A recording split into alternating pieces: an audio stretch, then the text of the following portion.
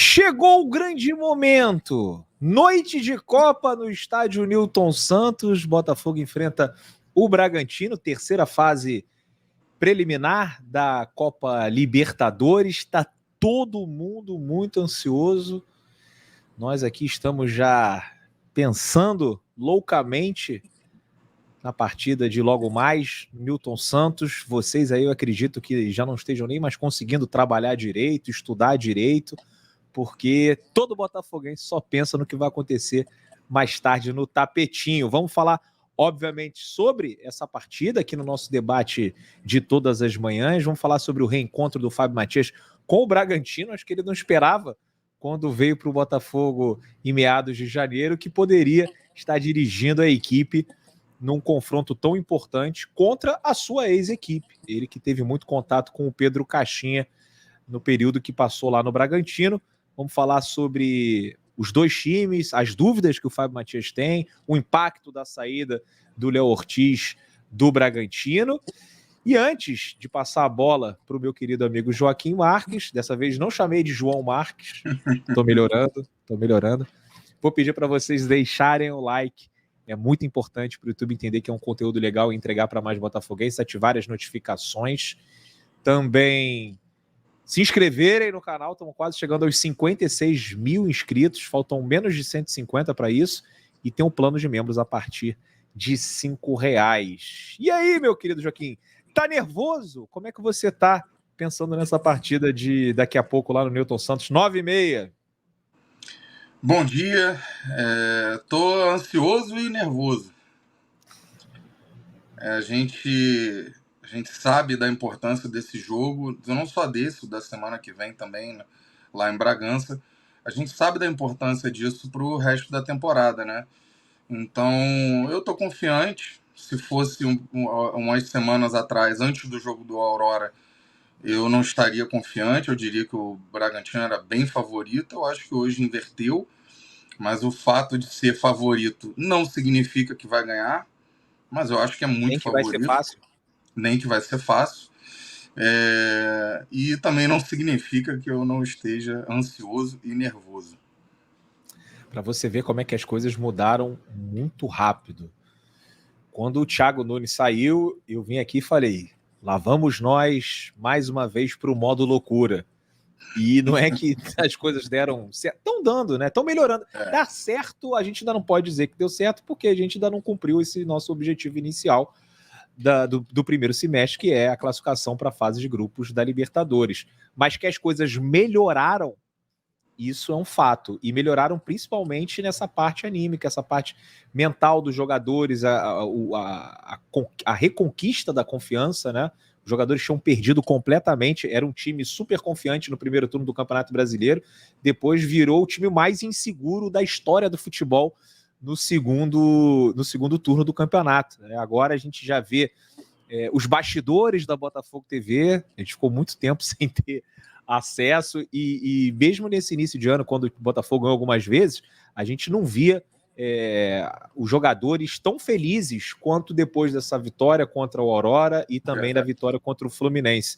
Foram muito importantes, cara. Essa vitória no Clássico foi importantíssima. Se depois, no final do ano, as coisas darem certo pro Botafogo e tal, e a gente comemorar um título, né, que todo mundo espera, a gente vai lembrar desse jogo contra o Fluminense, por mais que tenha sido com reservas, foi uma confirmação dessa boa fase, né? Você venceu a Aurora 6-0, mas é a Aurora, vamos pegar um clássico agora, foi lá e ganhou, mas é os reservas, mas o Fluminense foi empilhando titulares ao longo da partida, não foi um jogo fácil, foi um jogo muito difícil, o Fluminense levou a sério, porque se não ganhasse, ia perder a vantagem, e corria o risco de enfrentar o Flamengo, e eles perderam a vantagem e vão ter que enfrentar o Flamengo na semifinal.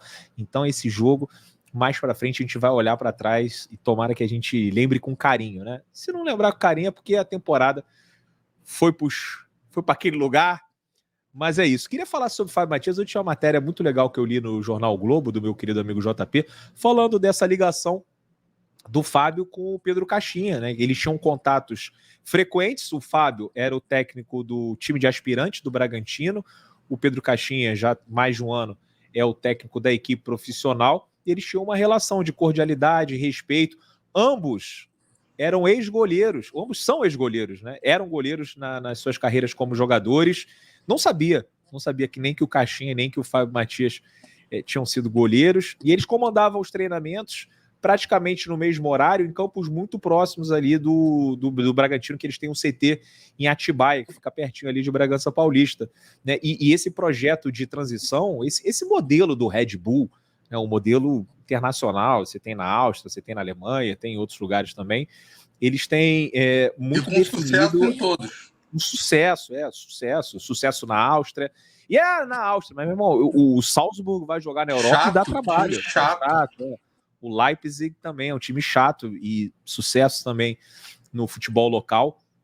E é esse modelo de aposta em jogadores jovens, de você investir muito nas categorias de base. Então, essa transição ela é muito explorada pelo Bragantino. E aí você tem, né, um contato muito grande entre os técnicos das categorias de base, o técnico do time de aspirantes, né, e o técnico principal, né, afinal de contas, o Fábio Matias, né, participava ali também das reuniões, indicava jovens do time B do Bragantino para o time principal. Então, a gente pode dizer que eles se conhecem.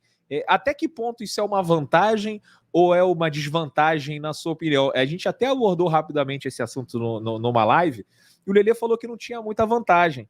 E aí eu acho que, obviamente, você tem a vantagem de conhecer o trabalho do Caixinha, mas o Caixinha também conhece o seu, né? Também te conhece. No inverso é verdadeiro. Eu acho que seria uma grande vantagem, por exemplo, se o Botafogo tivesse um outro técnico e a gente usasse o Matias como um espião, né? O espião contando, e aí o Caixinha não conhece muito bem esse outro técnico que chegou no Botafogo.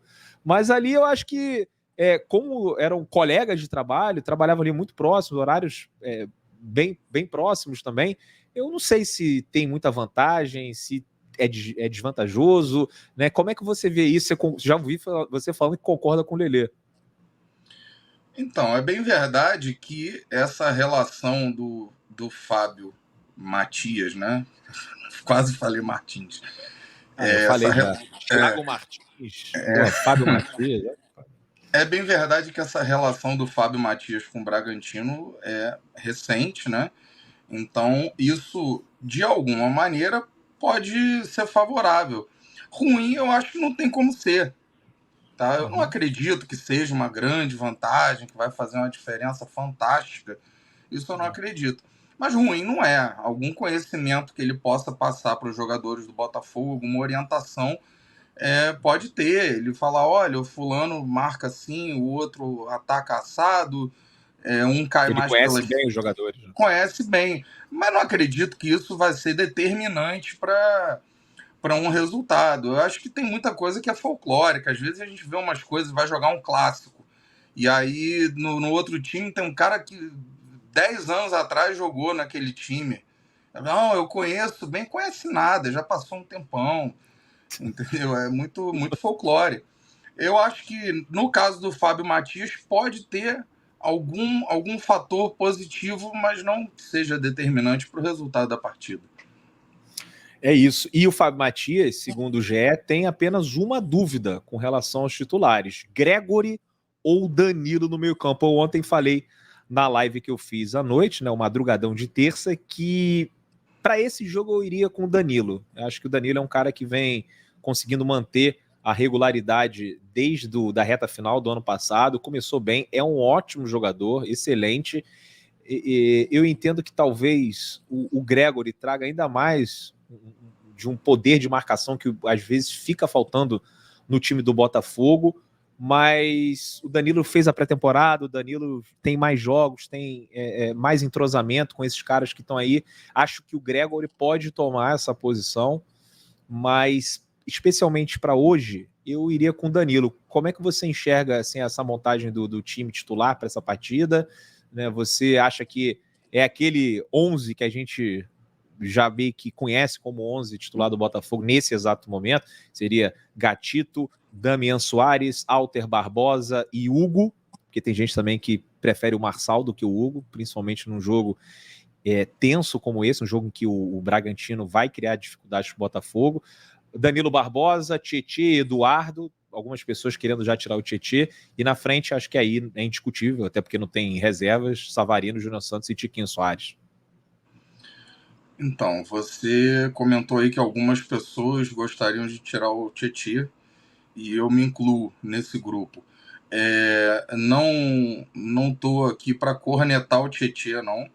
Inclusive, já deixei claro várias vezes, até em conversas nossas, que eu sou muito fã do Tietê. Eu acho ele um excelente jogador, acho ele muito importante para o Botafogo. Só acho que nesse momento ele está numa fase um tanto quanto esquisita. Não está tão confiável quanto foi em outros momentos. Inclusive, a gente cita o exemplo do Júnior Santos, que no momento da derrocada do ano passado conseguiu manter um nível legal de atuações. O Tietê, eu acho que também. Tietê também. Ele foi o Júnior Santos e o Tietê foram um dos poucos que se salvaram do naufrágio. Mas eu acho que nesse momento o Tietê poderia ficar na reserva. Inclusive, pela questão de que eu acho que o Hugo, nesse momento, deve ser o titular mesmo. Eu acho que ele incomoda muito a defesa adversária e acho bom ter o Hugo de titular, mas a gente sabe também que ele tem certa deficiência na marcação, na defesa. Então, aquele lado esquerdo da defesa do Botafogo fica um pouco vulnerável. Por isso, eu iria de Gregory e Danilo com o Eduardo mais à frente. Deixaria o Tietê na reserva. Rapaz, polêmica aí do nosso querido Joaquim Martins. Algumas pessoas também falaram de escalar um meio-campo com Gregory e Danilo Barbosa. Cara, eu acho que hoje em dia no futebol, né, venho falando isso constantemente nas lives, esse conceito de titular e reserva já é uma coisa bem ultrapassada.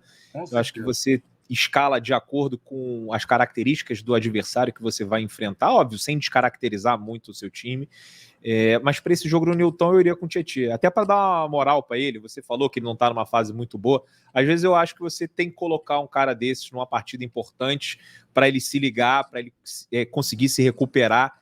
Eu acho que esse jogo contra o Bragantino no Newton pode servir para ser um jogo de recuperação também do Tietê. Acho que no meu Botafogo ideal o Tietê é reserva com a chegada do Alan. E aí, para mim, seria um meio-campo com Danilo Barbosa ou Gregory, Alan e Eduardo. Mas hoje eu ainda vejo o Tietê, né, podendo iniciar a partida, mas se vier do banco de reservas também não tem nenhum problema. São 5 substituições, cara. Só para deixar claro que eu não acho essa escalação com o Tietê horrorosa. Fora Fábio Matias, não é nada disso. Eu acho que esse time que está escalado para hoje é um bom time. Só por uma precaução, pelo fato do Hugo ter deficiências na defesa e pelo fato do Tietê não estar no melhor momento, eu escolheria ir de Gregory e Danilo, mas não acho que essa escalação seja ruim, não. Assim, a gente vai ver, porque além do Hugo ter essas deficiências, o Savarino também é conhecido por não ter aquela recomposição mais forte, não é um cara que ajuda muito na defesa. Vamos ver como é que vai ficar esse lado esquerdo, do Botafogo, né? O Elinho é o ponta direita, é o melhor jogador do Bragantino, vai jogar ali exatamente por onde o Hugo e o Savarino ficam, né? Por esse setor. Então, assim, é bom ficar de olho. O Bragantino, que vem sendo um excelente visitante nesse ano de 2024, foram 6 partidas, 4 vitórias fora de casa e 2 empates. O Bragantino ainda não perdeu fora de casa. O Bragantino, que é uma equipe que procura construir o jogo, principalmente pelos lados de campo, como eu falei, tem uma transição forte também quando rouba a bola próximo ao gol adversário, mas é um time que tem por característica marcar alto, e quando, né, o outro time consegue superar essa marcação alta do Bragantino, acaba gerando contragolpes e o time tem dificuldades em correr para trás. Eu acho que o estilo de jogo do Botafogo encaixa bastante com esse estilo de jogo do Bragantino. Se a gente conseguisse aproveitar, né, desse tipo de situação, Botafogo chegando rápido em transição com o Júnior Santos, né, com o Savarino também em velocidade, a gente pode acabar machucando a equipe do Bragantino, mas temos que tomar cuidado com os principais jogadores deles. Já falamos aqui do Elinho, na minha opinião, é o melhor do time. Você vê aqui a provável escalação do Bragantino: Cleiton, Nathan Mendes, Lucas Cunha, Luan Cândido e Juninho Capixaba, Jadson Silva, Eric Ramírez e Lincoln, Vitinho, que também é um bom jogador, Elinho e Eduardo Sacha. Um bom quarteto ofensivo. Acho o nosso melhor. Mas o Bragantino não pode ser desprezado, né? E já vem jogando há um bom tempo juntos, esses caras aqui. Vamos ver como é que o Lucas Cunha vai sair também, substituindo o Léo Ortiz, né? Um impacto certamente muito grande que vai ter no Bragantino. Deixa eu trazer aqui uns números do Léo Ortiz, Joaquim. Aqui, ó. No SofaScore, olha só. Maiores notas SofaScore, zagueiro da Série A nas últimas 4 temporadas. Em 2021, no SofaScore, o melhor zagueiro do Brasil, Léo Ortiz. 2022, nota SofaScore, melhor zagueiro do Brasil, Léo Ortiz. 2023, melhor zagueiro do Brasil, nota SofaScore, Léo Ortiz. 2024, começou agora, melhor zagueiro do Brasil, nota SofaScore, Léo Ortiz.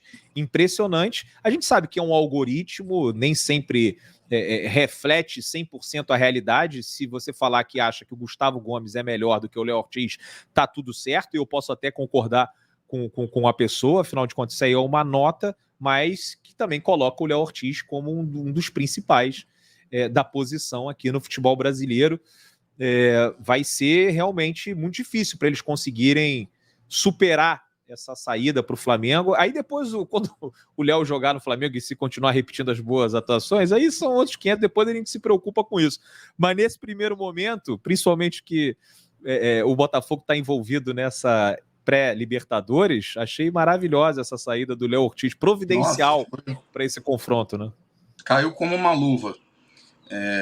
Você ainda citou aí essa comparação das estatísticas e falou do Gustavo Gomes. A gente tem que lembrar que dificilmente alguém conseguiria chegar no Palmeiras com a grana e falar, ó, vou levar o Gustavo Gomes, né? Acho que é só um clube europeu, talvez, ou da Arábia Saudita. Mas para os clubes brasileiros seria quase impossível, ainda mais porque o Flamengo é rival do Palmeiras. Então, o caminho mais natural é ir no Léo Ortiz, já que o jogador provavelmente tinha vontade de jogar num clube como o Flamengo, já que o Bragantino é um clube de menor expressão, com todo respeito, né? Eu acho que foi excelente esse momento da saída do Léo Ortiz, porque é o momento do nosso confronto direto. Acho que tem um peso, né? A gente estava ali comentando sobre o Fábio Matias conhecer o Bragantino e tal. Eu acho que a ausência do Léo Ortiz tem muito mais peso do que o Fábio Matias conheceu o elenco do Bragantino e tal.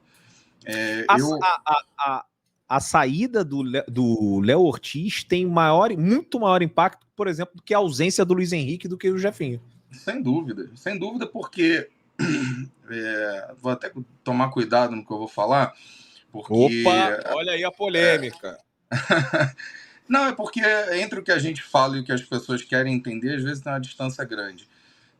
Eu acho o elenco do Botafogo bem superior ao do Bragantino. Inclusive, se a gente pegar o ataque do Bragantino hoje, você falou, é um ataque de respeito. É sim, não é um ataque de pereba, não é um ataque horroroso, mas eu acho que o do Botafogo é bem melhor. Só o centroavante, se você comparar Tiquinho Soares com o Eduardo Sacha, não tem menor cabimento. O problema é a fase também, né?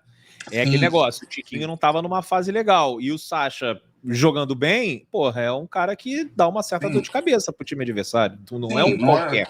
Não é um ataque qualquer, nem um time qualquer. Mas a gente, comparando os elencos, essa perda deles, do Léo Ortiz, eu acho que pode ter um peso muito grande, porque além de ser, na minha opinião, o melhor zagueiro do futebol brasileiro nos últimos tempos, ele vinha atuando num time que é de garotos, né? Muitos jogadores jovens. Ele já é mais experiente, já tem, se eu não me engano, 28 anos, e era o capitão da equipe. Significa que agora vai ser uma baba? Não, mas eu acho que tem o peso e a influência, sim. E a construção de jogo do Bragantino passava muito por ele, né? Eu vi muita gente até falando assim que era um camisa 10 que jogava na defesa. E só para a gente ter uma comparação, no ano passado o Tiquinho teve 36 participações para gol. O Eduardo Sacha teve 22. É uma distância considerável. mas também os números do Sacha não são desprezíveis. 22 participações para gol numa temporada é um número bem interessante. Galera, ai meu Deus do céu, chegou o fim da nossa resenha, penso, já estou aqui na expectativa, daqui a pouco eu volto, daqui a pouco eu digo umas 4 horas, com a nossa resenha, né? Mais uma live ali para a gente tentar relaxar antes dessa partida.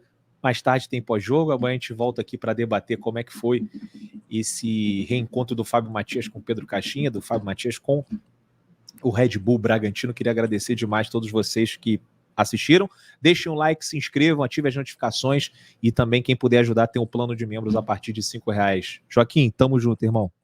Valeu, grande abraço.